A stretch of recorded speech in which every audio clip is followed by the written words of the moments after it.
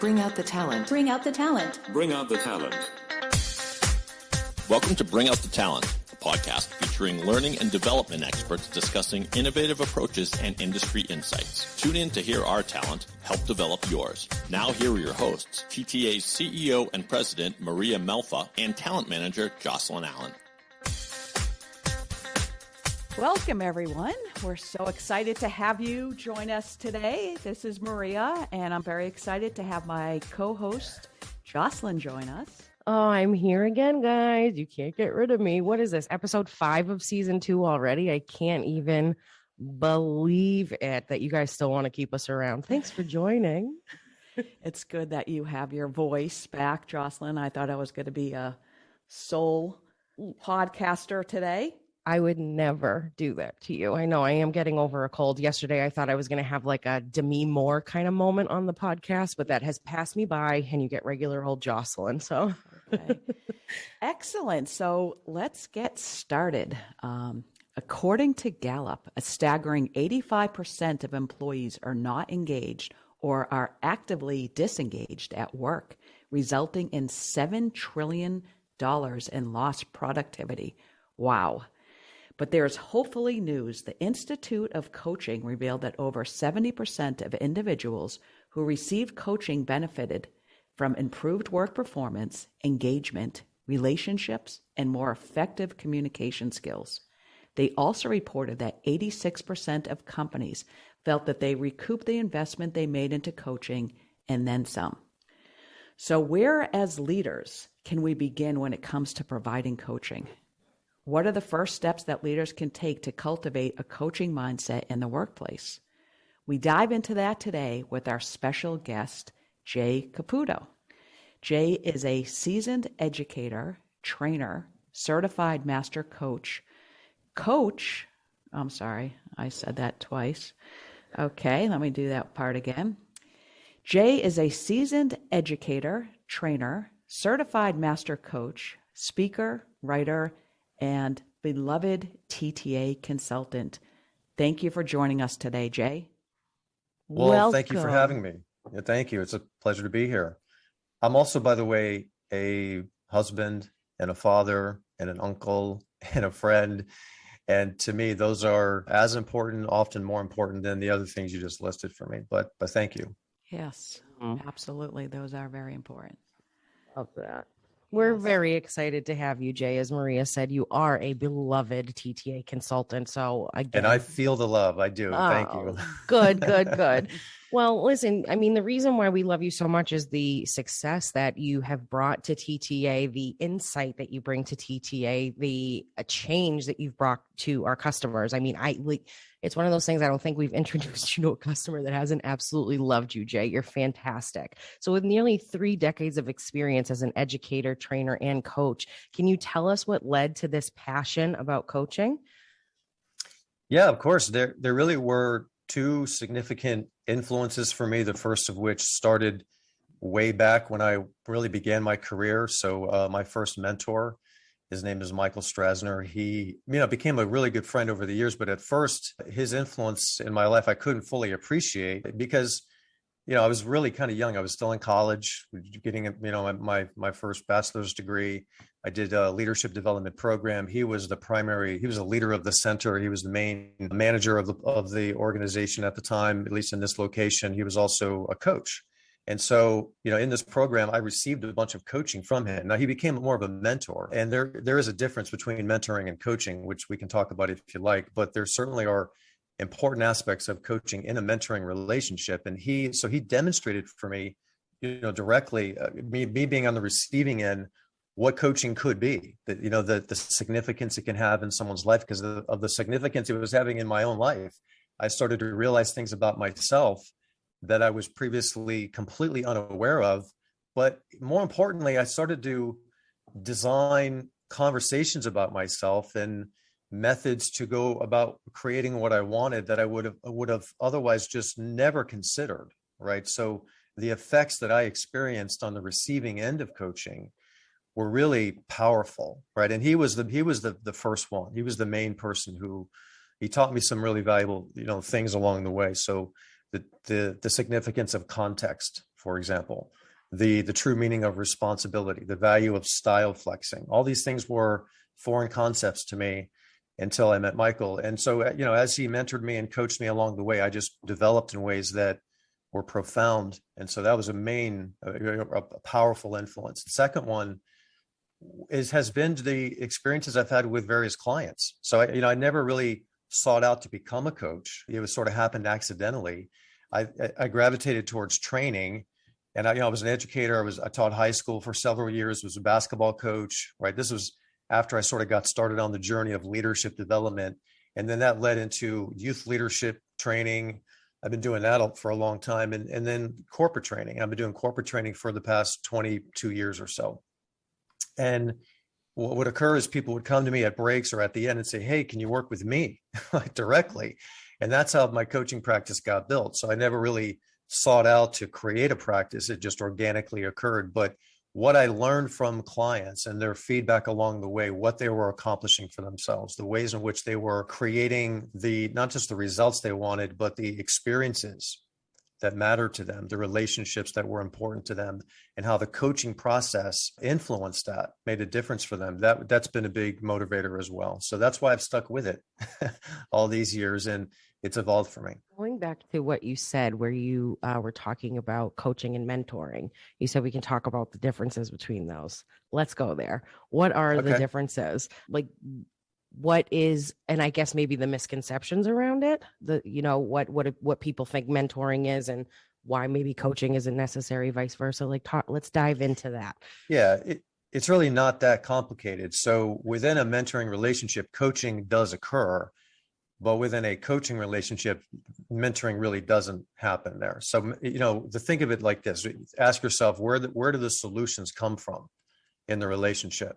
In a mentoring relationship, solutions come from both the mentor and the mentee, right? The person being mentored. And there's a premise in mentoring that the person who's the mentor has some experience or some expertise based on what they've created in life or produced, some result that they produce, or something that they've just gotten good at over years of experience that the mentee wants to learn and wants to get good at. So the relationship facilitates that. And sometimes the mentor literally shows the mentee what to do, right? Like how to do something, how to go on a sales call, for example, or how to communicate with people that are in conflict. Like they demonstrate it for them. So they sort of do it for them and then hand the baton over, giving the mentee a chance to do it until they get good at it. And so that's valuable, obviously. And that's sometimes in a professional context between a manager and a direct report or individual contributor. That's what sometimes is needed. And it doesn't have to be like the manager is the mentor. Sometimes it's a colleague who becomes a mentor, who's been doing the job for a long time, right? In coaching, the solutions almost exclusively, almost completely come from the coachee. They don't come from the coach. The coach's job is to ask questions based on deep listening. And so primarily what a coach does is that the main tools in the toolbox of a coach is the quality of their listening and the creativity of their questions. And when you ask the right questions, the person being coached is going to come up with the answers, meaning they're going to come up with the solutions that they're looking for, the path to get to where they want to be. And the coach guides that conversation, facilitates that conversation. So that's the main difference. That makes a lot of sense. I know one of the problems that managers often face or leaders often face is they don't have the skills to actually be an effective coach. I'm sure you see that a lot with your clients. I do. So what are they missing and what type of help can you give leaders and managers in order for them to become an effective coach? Well, before I answer that question, let me ask both of you a question and to see where this goes. I think we'll be able to answer the question based on your response here. So what do you think coaching is? From your experience, you're a manager, right? How do you define coaching? I would define coaching as working with someone one-on-one to improve a certain behavior. And maybe that's okay. Too specific. So that implies that some behavior that currently exists is not optimal. Correct. Something's off. something's not working. Correct. Or that it could get better. Mm-hmm. Okay. Jocelyn, do you want to offer your response? Yeah, I think mine would be similar. And I like that you said that you referenced that you were a basketball coach, because I think that's where my mind first go to when we're talking about coaching mindsets is it's leading someone to an end goal, whatever that may be, through different processes, structures, information, what have you. So whatever that setting looks like to an individual and what they're trying to learn, I would describe coaching as one-on-one leading and driving, creating behaviors to get to an end goal overall. Okay.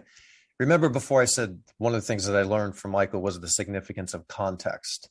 And this is a good example of that. So the context of athletic coaching is very different than the context of business coaching or professional coaching in a business, relationship between a manager and an individual contributor and so on. So even though the word is used, we use the word coach a lot, it doesn't necessarily mean the same thing depending on the context. So, in the context of athletic coaching, when I was a basketball coach, what my players often needed, my coachees were my players, what they often needed was some instruction from me. They needed some guidance about what to do and what not to do and how to do it. And they needed my feedback a lot, right? So they needed me to tell me what I saw them doing that maybe was working. And so they would keep doing it. And what I saw they were doing that wasn't working. They also needed motivation. They needed inspiration. They needed me to be a cheerleader for them, to be a champion for them. Like, you can do it, have what it takes, even if they were kind of down on themselves. And there are some elements of that in a business coaching relationship, but it's really different in that a lot less is driven by the coach. When you're a manager of someone, when you have a leadership role and you're a manager of someone, really what part of your goal ideally is that you want to support the person you're managing and everybody you're managing to grow, to develop themselves, to somehow move in a direction that's aligned with their potential, which includes sometimes they want to elevate towards management themselves. And that kind of brings us to how managers tend to be created to begin with, especially in larger organizations. People who elevate into management positions do so because they proved themselves on the individual contributor level. They produced results. And the presumption is that, okay, well, if so-and-so produced the result, they're succeeded on the IC level, then they're going to have what it takes to manage others to do the same thing. And to some extent that is valid because they have some experience and some knowledge that they need to relay to those that they're managing. But when it comes to coaching, what they know in terms of their experience becomes less important, because coaching really isn't about leading someone in a different direction or necessarily giving them a lot of feedback or guiding them or telling them what to do, giving them the answers to the questions. I mean, individual contributors go to their managers all the time with problems and say, hey, this is what's going on. What do I do? And what do managers often do? Tell them what to do or solve the problem. Yeah. They answer the question. They give them the answer to the question. And sometimes that's the best you can do. Granted, I'm not invalidating that that's sometimes what a manager should do. Right. What I'm saying is that often they'll do that instead of recognizing in this moment, here's an opportunity to support this person to grow. Right. So I'm going to ask them some questions, give them a chance to raise their awareness and to generate ownership, the main functions of coaching, so that they walk away from this with a better sense of what they're capable of and a willingness to take on some risk or try something in a different way that was generated from within them rather than I told them what they're supposed to do. And over time, with some persistence and some patience, managers who exhibit coaching skills find that the people that they're managing become much more self-reliant and responsible and creative, and they need a lot less from their manager. It frees up the manager to be able to focus on other things. Managers are also still individual contributors in some way. They still have things that are on their plate to get done. And a problem that I hear managers talk about all the time is just the time crunch. They're just overwhelmed with being asked to do a lot of things and take care of a lot of needs that their direct reports come to them with. And so the quick solution is just to give them the answer, which is why they often do that. But the better approach, which takes some patience and some foresight and some persistence, is to hold back on the answer and ask better questions. And that's what coaches do. That's excellent. I can see myself absolutely getting too much involved in helping with the answers. I think it's a natural thing to do, though, at the same time, which is another reason why coaching comes into play, right? You want to do that help, you want to answer the questions, but we're not thinking about the long term and how we could be using this more effectively. Right. And but it's also the way we've been conditioned to think. It's the conditioning of our culture, right? We live mostly in a fast food culture. We want everything right away.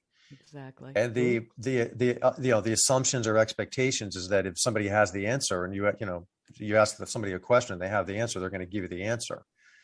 And again, sometimes that is the best you can do, but that's just not what coaching is. Yes, you just want to get it done quickly, but I do agree with everything you said. So what you're describing, an effective coach is, sounds exactly like what a great psychologist is. Well, that's interesting because I get asked that a lot, especially in the coaching certification program that I designed several years ago. That is a bulk of what I do these days. Is I work with professionals in various capacities, various industries to develop coaching skills.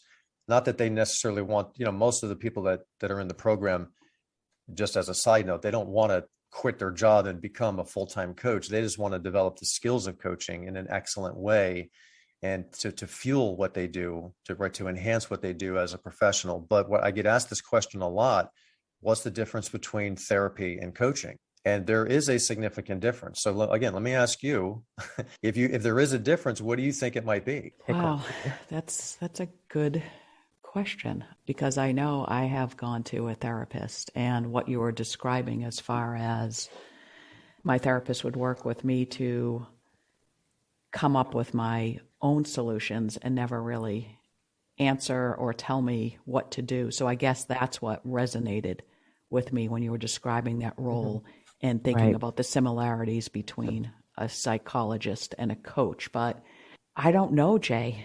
I'll tell you what I think about this, and I'm curious what you think about what I'm about to say as well, and from your experiences. So basically, fundamentally, do you understand the difference between coaching and therapy based on what the conversations generally are focused on? And generally in therapy, the conversations are focused on the past and working through difficulties from the past, reinterpreting the past, just sort of having a sense of how to deal with challenges, traumas, upsets, things that didn't go so well, events, relationships that failed, etc. And a therapist is really good at pulling out from a client what's maybe underneath the surface that the client is not seeing or understanding on their own. So good therapists often give feedback, but it usually is feedback about the past, something that's already occurred, right? So generally it's more about the past, and generally it's more about the stuff in the past that didn't go so well, more of the negative past. That's not all of what it is, of course, and certainly that's not the therapy. The purpose of therapy is to have a better life now, moving forward, to create a better life, create the life that I want. But the focus of the conversations are often about working through stuff in the past.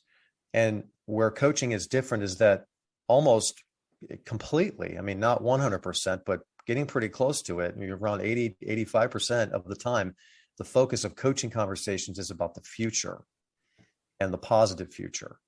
Having a vision, having a goal, having something that I want to achieve that I haven't yet achieved, and being clear about what it is that I want, why I want it, and the path to get there. What might it take for me to create what I want in terms of who I'm being and what I'm doing and my actions, my choices, my behaviors, etc.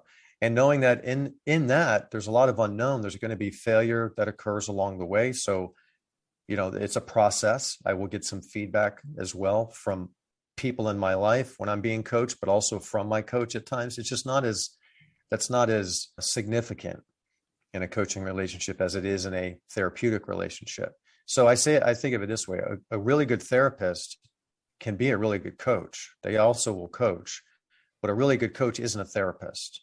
There might be therapeutic moments. There are moments in which a coachee or a client taps into an emotion or an experience, and a really good coach is going to sense that or hear that, give the space to let the person have their experience, to communicate about the experience, but not work them, like not try to change it or fix it or try to solve any kind of problem, because having an emotion, there's no problem in having an emotion. It's normal to have emotions. So there are moments in coaching that can seem therapeutic. It feels therapeutic for the client or the coachee, but a coach isn't a therapist. One thing I know about you and your coaching experience, Jay, is that you have a professional coaching certification training program. I totally messed that up, but it's a coaching training program that you get a certificate from. So I want you to tell us a little bit more about that, because it's a really cool thing that you do. Yeah, thank you. Well, that also sort of happened accidentally. So it was about 6-7 years ago, a client of mine in Europe contacted me and said, "Hey, I want you to come out and train my staff to develop coaching skills and other people tied to my organization. And oh, by the way, can they get certified in the process?" And at that point, I knew that there were coaching certification programs out there in the world. I never, pursued one for myself because, as I said, I built my coaching practice just organically, being in the leadership development space as a trainer, and clients would come to me, and then clients would refer other people to me. But I knew that there was a thing called coaching certification. So I said, of course, to this client, and I did some research, took about 1.5 years, and researched just coaching certification itself. Like, what is that?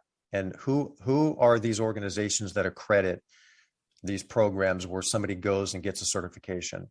And in that process, I also designed my own program. It's called the Transformative Coaching Certification Program, TCCP, or as my students like to joke, it's TICIP. But I use the word transformative intentionally because when I was in graduate school for conflict resolution, one of the things that I also did was I became a certified mediator in the Washington, D.C. region, and I was trained in a particular type of mediation. There are 3 distinct types. The newest is called the transformative approach.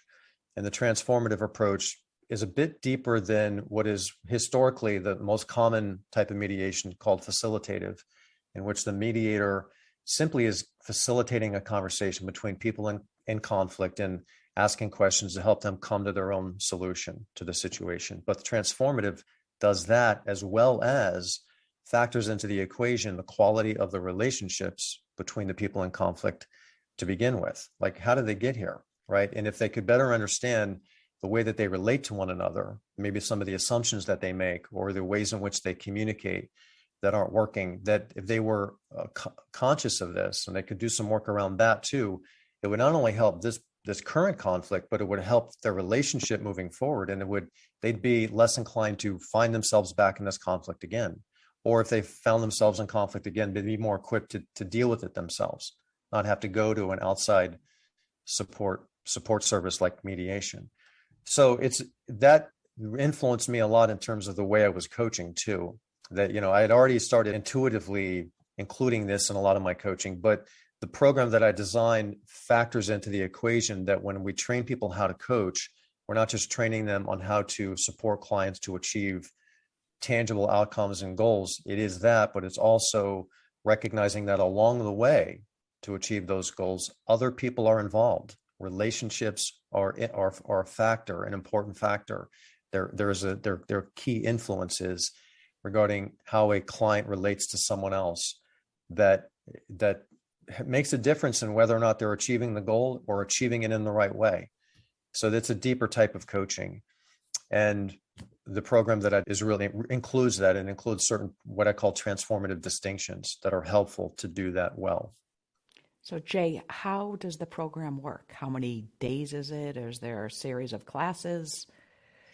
Yeah, it's 122 hours in length in total. 75 hours are instruction based. So there are pre-recorded modules that add up to about 33 hours. And the modules is where you get all the content, the what to do, how to do it. So a module on listening, a module on asking questions, a module on conflict resolution. I mean, everything that's related to any type of coaching that you might offer someone, the modules give you the material, the methods, right? The frameworks, the techniques, et cetera, the mindsets, the ways in which you go about doing it well.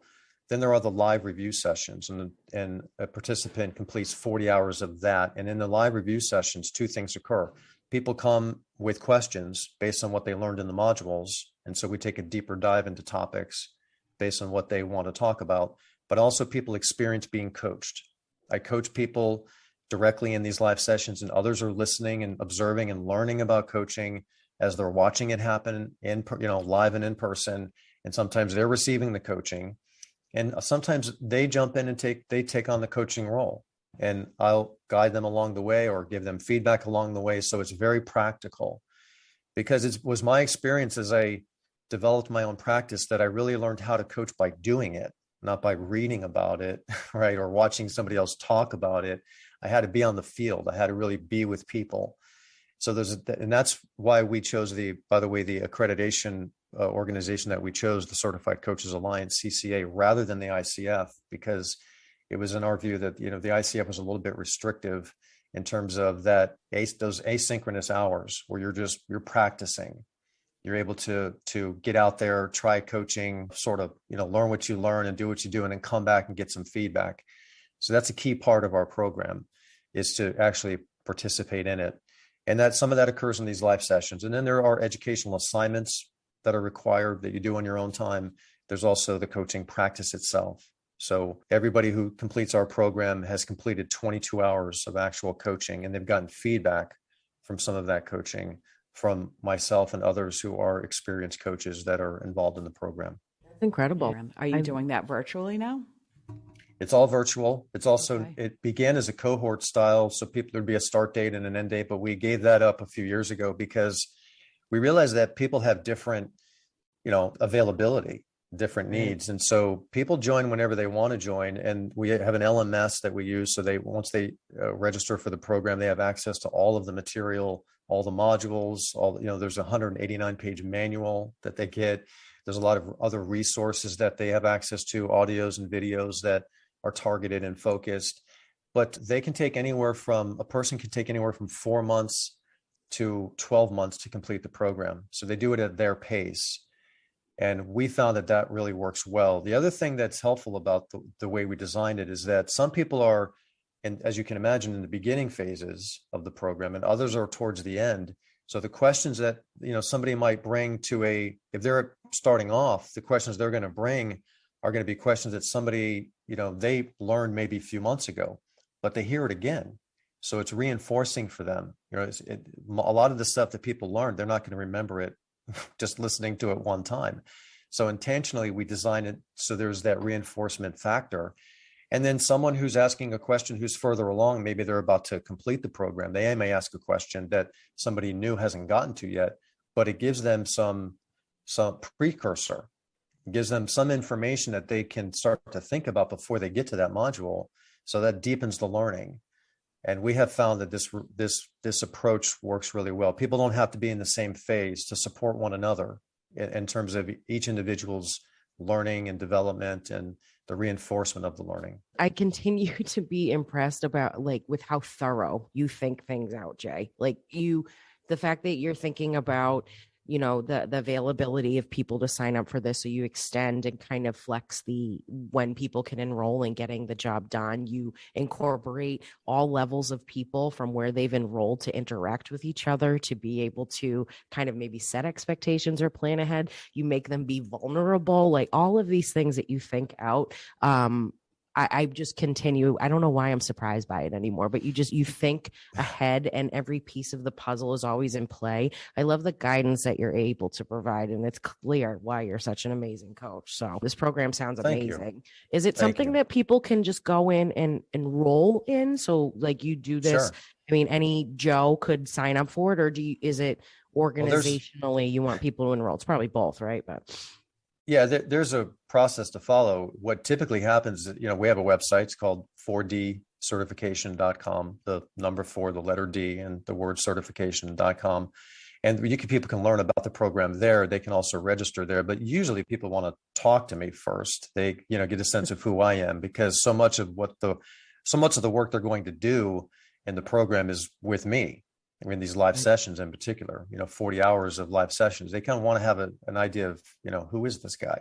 So I often we'll have it like an interview call with them, anywhere from, 30 minutes to 45 minutes, typically. Sometimes it's groups. There are organizations that will send multiple people.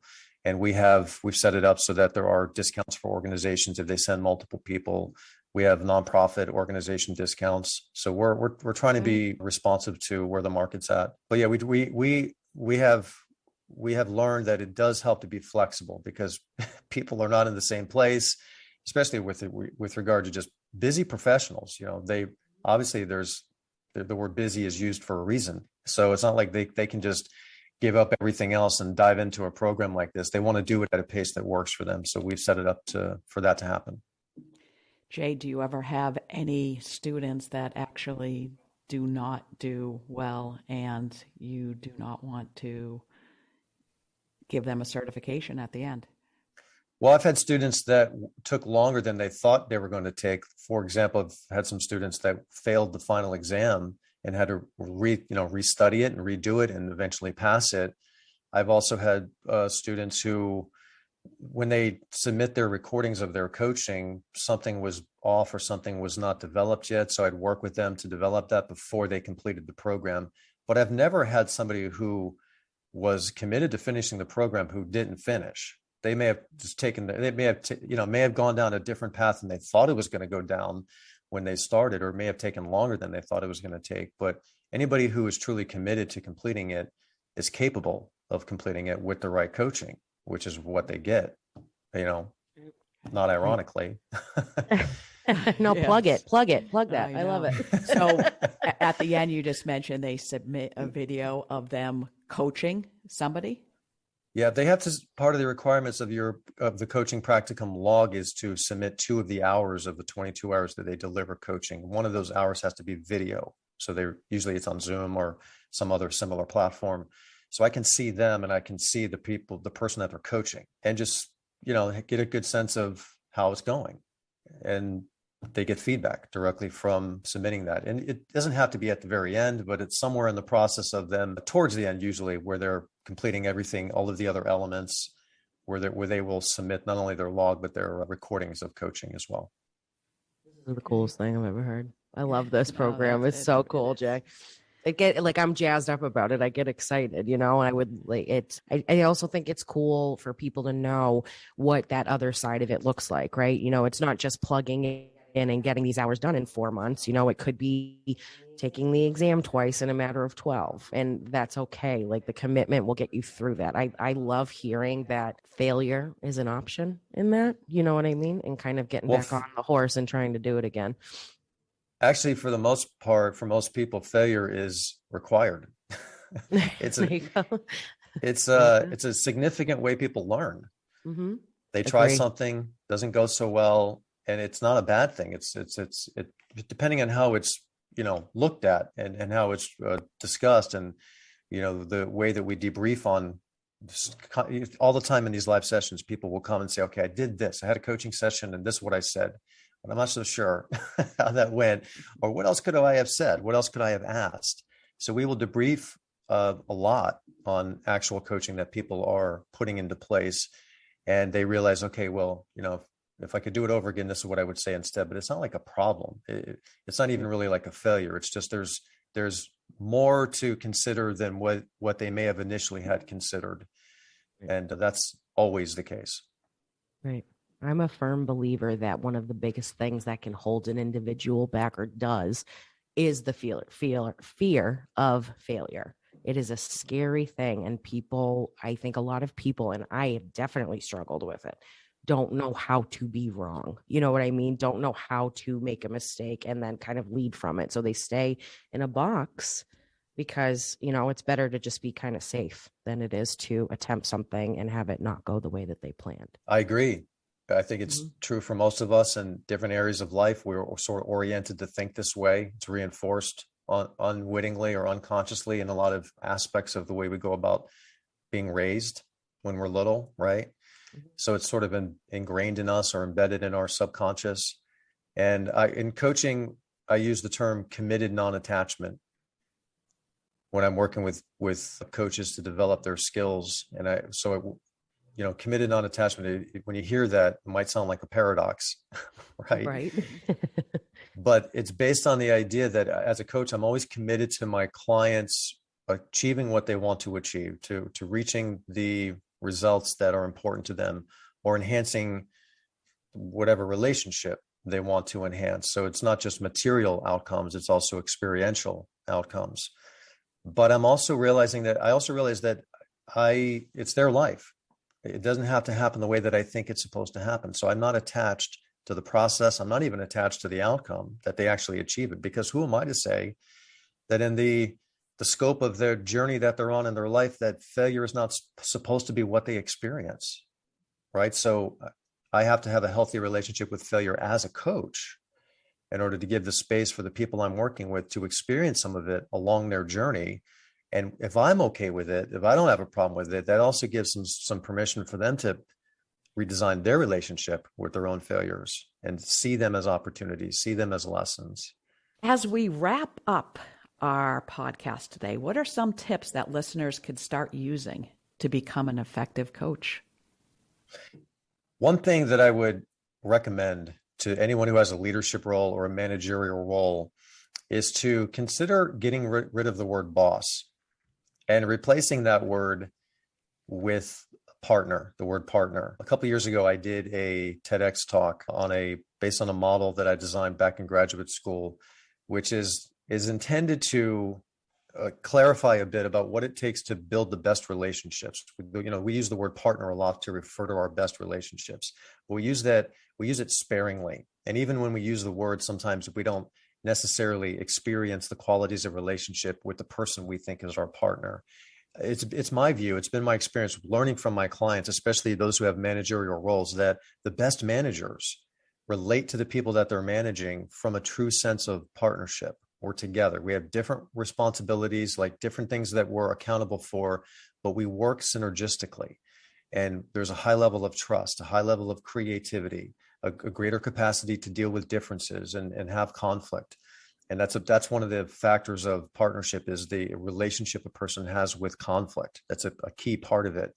But just this idea of, top dog, bottom dog, someone's better and someone's not as good, that itself is a context that doesn't forward the best outcomes or the best experiences for people. So it's a subtle thing. It might seem semantical, but I really think that it's just one of many factors that can make a difference when people are willing to rethink that and then follow different behaviors from that. I agree. I love that too. This has been an incredibly inspirational episode and informative episode. And now we get to have a little fun. So it's time for our TTA 10 segment. Bring it on. It's the TTA 10 final questions for our guest. All right, Jay, here is another fun part of our show. We're going to take 90 seconds here to ask you 10 questions. Fun questions, maybe some math questions. Who knows what I'm going to throw at you, but you're going to be ready. And if you are able to answer the 10 questions that I give you in 90 seconds, you will win a prize in the form of an outstanding shout out and sound effect from our producer, David. So why am I all of a sudden sweating? Why am I sweating? I know. A lot of pressure here. So are you ready? I'm ready. All right, cool. Let's take it away. What is your favorite driving? Working for the weekend. What is your, which planet in our solar system is closest to the sun? Mercury? Correct. If you could learn a brand new skill today, what would it be?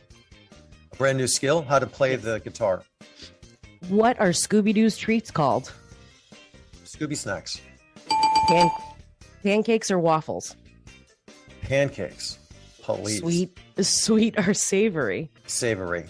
What's your favorite color? Blue. What's the 10th letter of the alphabet? J. If you could rid the world of one thing, what would it be? Poverty. Who is on the $1 bill? George Washington. In The Little Mermaid, what is the name of Ariel's pet fish? God, you would ask me that question. Guppy? Oh, is it emo? No. It's not. No. Neither of those Okay. answers were correct. I'm way off. All right. The answer was flounder, but that's okay. Well, we still like you, Jay. Right. So that was our 10 questions. David, what are our results? That's okay. Jay completed the TTA 10 well below the threshold. Congratulations, Jay. Jay, you are a TTA 10 champion. You may shout this news from the rooftops, amaze your friends, and include it on your resume. Now that you have achieved this coveted honor, you will be respected and loved by captains of industry, heads of state, and TikTok influencers. The sun will shine brighter for you, food will taste better, and life will have new meaning. Congratulations, you are a TTA 10 champion. Look at all of that. It was worth it. Thank you. Thank you. Way to go, Jay. I know. Great job, Jay. Well, this was an absolute pleasure. Thank you so much for joining us today. And thank you for always doing such great work for us and our clients. Well, it was my pleasure. Thank you for having me, and thank you for having me be a part of TTA. You guys really bring awesome clients to me, and it's a pleasure to be a partner with you. So I'm grateful to you as well. Thank you. If you're interested in adapting a coaching mindset with Jay Caputo, visit us at thetrainingassociates.com. We'll see you later.